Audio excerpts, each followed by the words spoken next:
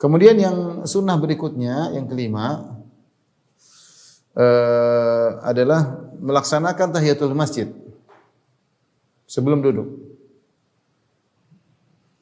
Di antara sunnah berikutnya adalah melaksanakan tahiyatul masjid. Tapi dalam tahiyatul masjid ada hal yang perlu kita perhatikan, yaitu kalau dia datang sebelum khatib datang, ya dia sholat tahiyatul masjid santai aja. Ya, ada 3 kondisi ya. Dia melaksanakan tahiyatul masjid.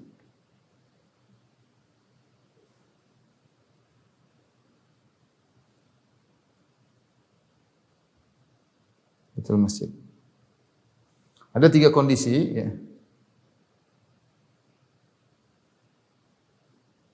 Pertama, tahiyatul masjid sebelum imam datang. Ini santai aja. Sebelum imam naik mimbar.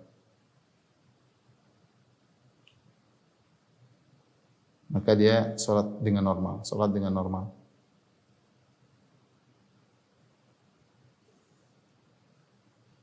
Sebelum imam naik mimbar, sebelum azan ya. Sebelum azan. Yang kedua, dia dalam kondisi pas azan.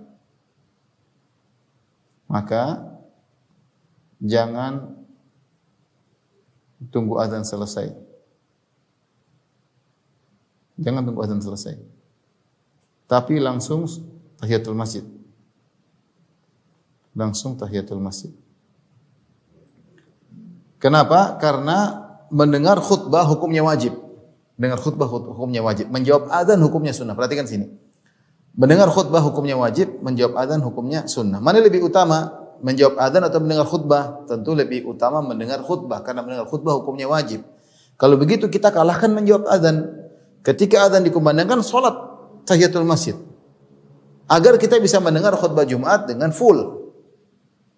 Lain halnya kalau kita ingin menjalankan sunnah, kita jawab azan sampai azan selesai, maka kita baru tahiyatul masjid. Nah, akhirnya kita tidak dengar imam sedang berkhutbah dengan baik. Ya, saya ulangi. Kalau pas kita masuk masjid, pas azan, jangan tunggu azan selesai, tapi langsung tahiyatul masjid. Kenapa? Karena mendengar khutbah hukumnya wajib, menjawab azan hukumnya sunnah. Kita dahulukan yang wajib. Nah, untuk bisa melaksanakan yang wajib, kita tahiyatul masjid. Sehingga ketika imam naik mimbar, kita bisa mendengar dengan baik dari awal. Ya, meskipun kita tidak sempat menjawab azan.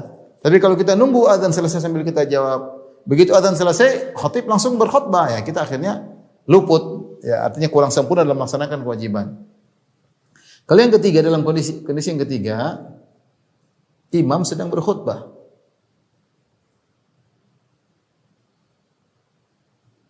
Maka tahiyatul masjidnya dicepatin.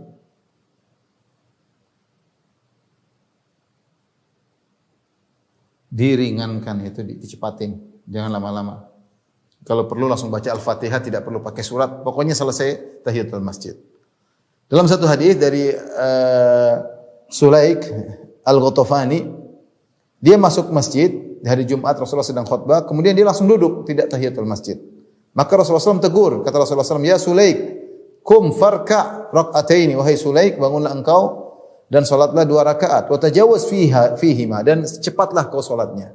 Ini tidak perlu istiftah, tidak perlu, langsung aja Al-Fatihah, langsung ruku, Al-Fatihah ruku selesai. Semua kemudian Rasulullah SAW menasihati, "Idza jaa ahadukum yaumal jum'ati."